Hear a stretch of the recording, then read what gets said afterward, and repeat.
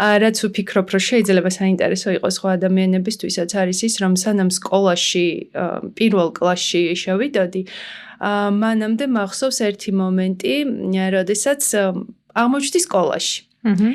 და გაკვეთილზე, ვიღავი გაკვეთილზე. ამ გაკვეთილზე დააგვიანა ერთმა ბავშვმა. და დაგვიანების დროს ბოდიში მოიხადა.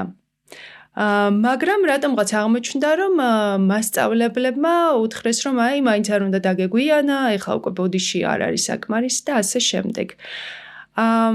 რა დროსაც მე ვთქვი, რომ ანუ ბავშვმა ბოდიში მოიხადა, ახსნა მიზეზი, რატომაც დააგვიანა თქო და ეხლა ესე რომ რაღაცას კიდევ ეუბნებით, მეთქი ეს რა წესია.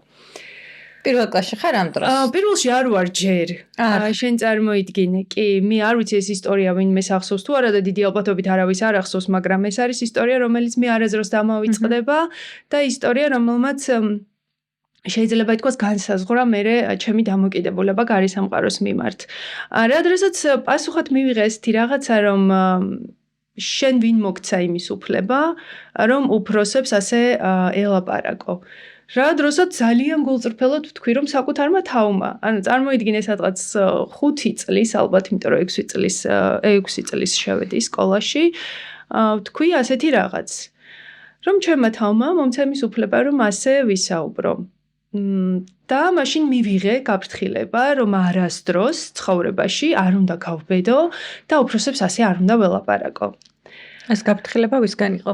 მასწავლებლებისგან იყო ეს გაფრთხილება, რომელზედაც ახლა რომ ვფიქრობ, იმ გარემოს შესაბამისად ეს იყო სრულიად ბუნებრივი რამ, რაც მათ თქვეს, იმიტომ რომ ისინიც იგივე საზოგადოებაში იზრდებოდნენ და ისინიც იყვნენ თავისმოხვეული საზოგადოების მიერ დაწესებული წესებით, ამიტომ ეს ეგონათ სწორი. მაგრამ ამათ ჩემზე იქონია ძალიან დიდი გავლენა. იმ დღეს თითქოს ძალიან ჩავიკეტე. მართლაც გავხდი ისეთი, რომელმაც